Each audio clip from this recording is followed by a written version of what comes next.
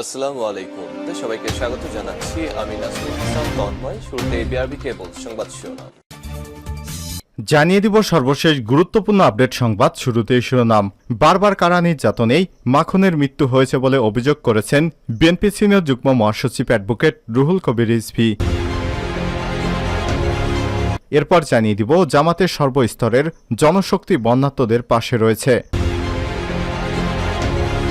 জানাবো কালবেলা সংবাদ প্রকাশের পর বঙ্গবন্ধু মেডিকেল হল থেকে দুইজন আটক। বঙ্গবন্ধু শেখ মুজিব মেডিকেল কলেজের ডক্টরস হোস্টেলে প্রকাশ্যে মাদক সেবন হচ্ছে এমন একটি খবর প্রকাশ করে কালবেলা। এরপরই ওই হাসপাতালে অভিযান চালিয়ে মাদক সেবন অবস্থায় দুইজনকে আটক করা হয়েছে। জানিয়ে দিব নয়াদিল্লিতে প্রধানমন্ত্রীকে লালগালিচা অভ্যর্থনা। দুদিন রাষ্ট্রীয় সফরে নয়াদিল্লিতে গেছেন বাংলাদেশের প্রধানমন্ত্রী শেখ হাসিনা। শুক্রবার ২১শে জুন বিকাল 4:30টার দিকে বিমান বাংলাদেশ এয়ারলাইন্সের বিশেষ ফ্লাইটে নয়াদিল্লিতে পালাম বিমানবন্দরে অবতরণ করেন তিনি। এরপর প্রধানমন্ত্রীকে ভারতের রাষ্ট্রীয় পক্ষ থেকে লালগালিচার শুভেচ্ছা দেওয়া হয়েছে। জানিয়ে দিব হাড়িভাঙ্গা আম দেখলেই মায়া লাগে বললেন কৃষিমন্ত্রী। সুমিষ্ট হাড়িভাঙ্গা আম দেখলেই মায়া লাগে। কৃষি এবং কৃষকের উন্নয়নে আজকের মেলা সফল হয়েছে। সারা দেশে বিভিন্ন জাতের আম থাকলেও প্রধানমন্ত্রী বিশেষ দেশের রাষ্ট্রপ্রধানদের উপহার হিসেবে হাড়িভাঙ্গা আম পাঠান। এবং সর্বশেষ জানিয়ে দিব ন্যাটোর পরবর্তী প্রধান হচ্ছেন মার্ক রুটে। পশ্চিমা দেশগুলোর সামরিক জোট ন্যাটোর পরবর্তী প্রধান হচ্ছেন নেদারল্যান্ডসের প্রধানমন্ত্রী মার্ক রুটে। জোটের বর্তমান মহাসচিব জেনারেল স্টলটেনবার্গের মেয়াদ শেষ হলে তিনি এই পদে অধিষ্ঠিত হবেন। শুক্রবার ২১শে জুন ডয়েচে ভেলের এক প্রতিবেদনে সব তথ্য জানানো হয়েছে। প্রতিবেদনে বলা হয়েছে ন্যাটোর বর্তমান জেনারেল স্টলটেনবার্গের মেয়াদ আগামী অক্টোবরে শেষ হবে। এরপর রুটে জোটের প্রধান হবেন। শরিকদের মধ্যে দীর্ঘ আলোচনার মাধ্যমে এই সিদ্ধান্ত নেওয়া হয়েছে। প্রিয় দর্শক, এতক্ষণ শুনছিলেন সংবাদ শিরোনাম, এবারে বিস্তারিত।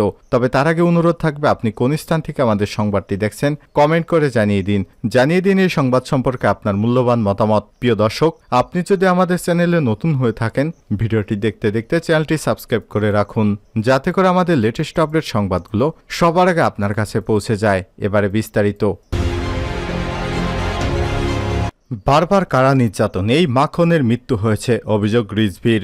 বিএনপি সিনিয়র যুগ্ম মহাসচিব অ্যাডভোকেট রুহুল কবির রিজভী আহমেদ অভিযোগ করে বলেছেন, কারা নির্যাতনেই ঢাকা মহানগর উত্তর বিএনপির সদস্য সচিব এবং ভাসানটেক থানা শাখার সাবেক সভাপতি গোলাম কিবরিয়া মাখনের অকাল মৃত্যু হয়েছে বলে অভিযোগ করেছে দলটির সিনিয়র যুগ্ম মহাসচিব। শুক্রবার ২১শে জুন বাদ-জুমা আসরে রাজধানী ভাসানটেকে মরহুম মাখনের জানাজা পূর্ব সংক্ষিপ্ত সমাবেশে রুহুল কবির রিজভী এসব কথা বলেন। এর আগে দুপুর ১:৩০টার দিকে আকস্মিকভাবে হৃদযন্ত্রের ক্রিয়া বন্ধ হয়ে ইন্তেকাল করেন গোলাম কিবরিয়া মাখন।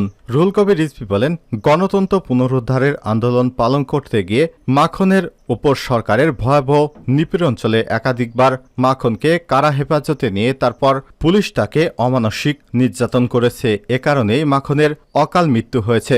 এজন্য রুহুল কবির রিজভী মাখনের পরিবারকে তার মৃত্যুতে ধৈর্য ধারণের অনুরোধ করেন এবং পাশাপাশি নেতাকর্মীদের উদ্দেশ্যে বলেন, আপনারা যারা গুম খুন এবং হত্যাকাণ্ডের সঙ্গে জড়িত হয়ে যে সমস্ত পরিবারগুলো অনেক কষ্টের ভিতরে আছেন, একটু ধৈর্য ধারণ করুন, কারণ ধৈর্য ধারণের মাধ্যমে একসময় এ সরকারের পতন আসবে, তখন আমরা এর বিচার করব ইনশাল্লাহ। জামাতের সর্বস্তরের জনশক্তি বন্যাত্মদের পাশে রয়েছে। বাংলাদেশ জামাত ইসলামের সেক্রেটারি জেনারেল সাবেক এমপি অধ্যাপক মিয়া গোলাম পারোয়ার বলেছেন, আকস্মিক ভয়াবহ বন্যায় প্লাবিত সুনামগঞ্জবাসীর এ দুর্যোগে আমরা মর্মাহত। সুনামগঞ্জের বন্যা দুর্গত মানুষের সাহায্য শুরু থেকেই জামাতের সর্বস্তরের জনশক্তি কাজ করছে। তিনি বলেন, সমাজের সামর্থ্যবান মানুষকে বন্যাত্মদের সাহায্যে এগিয়ে আসতে হবে। বিপদ মুসিবত সবই আল্লাহর পক্ষ থেকে আসে, তাই কঠিন বিপদে বেশি করে আল্লাহর সাহায্য কামনা করতে হবে। শুক্রবার ২১শে জুন বন্যাত্মদের মাঝে খাদ্য সামগ্রী ফুডপ্যাক বিতরণকালে তিনি এসব কথা বলেন। তিনি সুনামগঞ্জ পৌরসভার মোহাম্মদপুর এলাকার বন্যা আশ্রয় কেন্দ্র সদর উপজেলার লক্ষণশ্রী ইউনিয়নের হলুয়ারগাঁও গ্রাম, শান্তিগঞ্জ উপজেলার পাগলাবাজার এবং ছাতক উপজেলার কালারুকা এলাকাসহ জেলার বিভিন্ন বন্যা কবলিত স্থান পরিদর্শন এবং বন্যার্তদের মাঝে খাদ্য সামগ্রী ফুডপ্যাক বিতরণ করেন। তিনি বলেন, সরকারি ত্রাণ তৎপরতার অপতুলতায় বন্যার্তদের দুর্ভোগ ক্রমেই বেড়ে চলেছে। মানুষের সবুজ ভূখণ্ডে ইনসাফ ভিত্তিক সমাজ বিনির্মাণে প্রত্যয়দীপ্ত মজলুম সংগঠন জামাত শুরু থেকে বন্যা দুর্গতদের পাশে দাঁড়িয়েছে। সীমাহীন জেল জুলুম নির্যাতন নেতাদের ফাঁকিদে হত্যা মামলা সত্য জামাত ইসলামের আত্মমানবতার কল্যাণে সর্বদা কাজ করে যাচ্ছে। সুনামগঞ্জে বন্যার্ত মানুষের পাশে দাঁড়াতে আমরা সুদূর ঢাকা থেকে সাধ্যমতো উপহার সামগ্রী নিয়ে এসেছি। আমরা বাংলাদেশে আমরা ভাই ভাই, তাই আপনাদের এ দুর্যোগপূর্ণ সময়ে দূরে থাকতে পারিনি। বিবেকের টানে মানবতার আহ্বানে সাড়া দিয়েই আপনাদের পাশে এসে দাঁড়িয়েছি। ফুডপ্যাক কোনো করুণা নয় এবং ভাইয়ের প্রতি ভাইয়ের দায়িত্বেরই অংশগ্রহণ। বন্যার এ বিশাল ক্ষয়ক্ষতি কাটিয়ে ওঠা হাওর পারে মানুষের জন্য খুবই কঠিন। এ বিষয়ে সরকারের পাশাপাশি সামর্থ্যবানদের এগিয়ে আসতে হবে। জামাত যে কোনো দুর্যোগে অতীতের জনতা পাশে ছিল, এখনো আছে, ভবিষ্যতে থাকবে ইনশাল্লাহ। সুনামগঞ্জ জেলা জামাতের আমির উপাধ্যক্ষ মাওলানা তোফায়েল আহমেদ খানের পরিচালনায় অনুষ্ঠিত পৃথক ফুডপ্যাক বিতরণ অনুষ্ঠানে বিশেষ অতিথি হিসেবে ছিলেন জামাতের কেন্দ্রীয় সহকারী সেক্রেটারি জেনারেল অ্যাডভোকেট এহসানুল মাহবুব জুবায়ের, কেন্দ্রীয় কর্মপরিষদ সদস্য সিলেট মহানগরী আমির মোহাম্মদ ফখরুল ইসলাম। আর উপস্থিত ছিলেন সুনামগঞ্জ জেলা নায়েবে আমির অ্যাডভোকেট শামসুদ্দিন, সেক্রেটারি মমতাজুল হাসান আবেদ সহ বিশিষ্ট আলেম মাওলানা মুখলিসুর রহমান প্রমুখ এবং জামাতের বিভিন্ন স্তরের নেতা আমির সহ বিভিন্ন পর্যায়ের নেতৃত্ববৃন্দ। এর মধ্যে ছিলেন প্রকৌশলী, অ্যাডভোকেট এবং আরও উচ্চপদস্থ বিভিন্ন কর্মকর্তারাও। কালবেলায় সংবাদ প্রকাশের পর বঙ্গবন্ধু মেডিকেল কলেজ হাসপাতাল থেকে 2 জন গ্রেপ্তার। Bangabandhu Sheikh Mujib medical college doctors hostel প্রকাশ্যে মাদক সেবন হচ্ছে এমন একটি খবর প্রকাশ্যে আসার পর ওই হাসপাতালে অভিযান চালিয়ে অন্তত 2 জনকে আটক করা হয়েছে। শুক্রবার 21 জুন সন্ধ্যার পর ঢাকা মহানগর পুলিশ ডিএমপির একটি দল সেখানে তল্লাশি চালায়। নয়াদিল্লিতে প্রধানমন্ত্রীকে লালগালিচা অভ্যর্থনা। দুদিন রাষ্ট্রীয় সফরে নয়াদিল্লি গেছেন প্রধানমন্ত্রী শেখ হাসিনা। শুক্রবার 21 জুন বিকেল 4:30টার দিকে বিমান বাংলাদেশ এয়ারলাইন্সের বিশেষ ফ্লাইটটি নয়াদিল্লির পালাম বিমানবন্দরে অবতরণ করে। বিমানবন্দরে প্রধানমন্ত্রীকে স্বাগত জানান ভারতের পররাষ্ট্রমন্ত্রী কীর্তিবর্ধন সিংহ সহ দেশটির ঊর্ধ্বতন কর্মকর্তারা।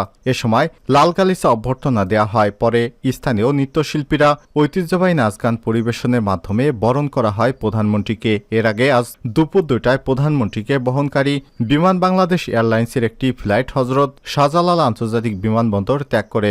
2 সপ্তাহের কম ব্যবধানে ভারতে প্রধানমন্ত্রী শেখ হাসিনার দ্বিতীয় সফর এটি। ভারতীয় জনতা পার্টি বিজেপির নেতৃত্বাধীন জোট এই মেয়াদের সরকার গঠনের সময় যে কোনো সরকার প্রধানের সঙ্গে এটি প্রথম দ্বিপক্ষীয় আনুষ্ঠানিক সফর। সফরের শুরু হয় আজ সন্ধ্যায়। প্রধানমন্ত্রীর সঙ্গে সাক্ষাৎ করবেন ভারতের পররাষ্ট্রমন্ত্রী ডক্টর এস জয়শঙ্কর। দিল্লির হায়দ্রাবাদ হাউসে শনিবার 22 জুন 2 দেশের প্রধানমন্ত্রী আনুষ্ঠানিক দ্বিপক্ষীয় বৈঠকে বসবেন। বিশেষজ্ঞদের মতে ভারতের সঙ্গে সুসম্পর্কের কারণে প্রধানমন্ত্রী শেখ হাসিনার নেতৃত্বে আওয়ামী লীগ সরকার গত 3 মেয়াদে আন্তর্জাতিক পর্যায়ে নানাভাবে উপকৃত হয়েছেন। এবার বৈঠক নির্ধারিত হতে পারে 2022 সালের চুক্তি এবং সমঝোতা স্বাক্ষর বাস্তবতা এবং আগামী 5 বছরের রূপরেখা। তবে তিস্তার পানি বন্টন চুক্তি নিয়ে সফরে চুক্তি স্বাক্ষর না হলে এ বিষয়ে নিজেদের স্পষ্ট অবস্থান জানাতে পারে ভারত। আসতে পারে বড় ধরনের বিনিয়োগের খবর। তবে সরকারি পর্যায়ে ঠিক কোন কোন বিষয় আলোচনা হবে তা এখনও জানা যায়নি। যদিও 2 রাষ্ট্রপ্রধানের এবারে বৈঠক আগের চেয়ে অনেক বেশি গুরুত্ব পাচ্ছে। শেখ হাসিনা মোদির বৈঠকে ভারতের সঙ্গে বাংলাদেশের ভারসাম্যহীন বাণিজ্যিক সম্পর্কে কিছুটা স্থিতিশীলতার কৌশল বের হতে পারে। এক্ষেত্রে কম্প্রিহেনসিভ ইকোনমিক পার্টনারশিপ এগ্রিমেন্ট শতভাগ কার্যকরের সিদ্ধান্ত আসতে পারে। সংশ্লিষ্টদের আশা, হাসিনা মোদির বৈঠকে প্রতিবেশী 2 দেশের ভবিষ্যৎ নিজেদের অর্থনৈতিক সম্পর্ক আরও শক্তিশালী করতে বেশ কিছু পদক্ষেপ হাতে নেওয়া হতে পারে। সফরের শেষ দিন বিকেলে ভারতের উপরাষ্ট্রপতি জগদীপ ধনকরের সঙ্গে সাক্ষাৎ করবেন প্রধানমন্ত্রী। এরপর শেখ হাসিনা রাষ্ট্রপতি ভবনে ভারতের রাষ্ট্রপতি দ্রৌপদী মুর্মুর সঙ্গে সাক্ষাৎ করবেন। সন্ধ্যা 6টায় শেখ হাসিনা বিমান বাংলাদেশ এয়ারলাইন্সের ফ্লাইটে নয়াদিল্লি ত্যাগ করবেন। রাত 9টায় তিনি ঢাকায় অবতরণ করবেন বলে আশা প্রকাশ করা হচ্ছে।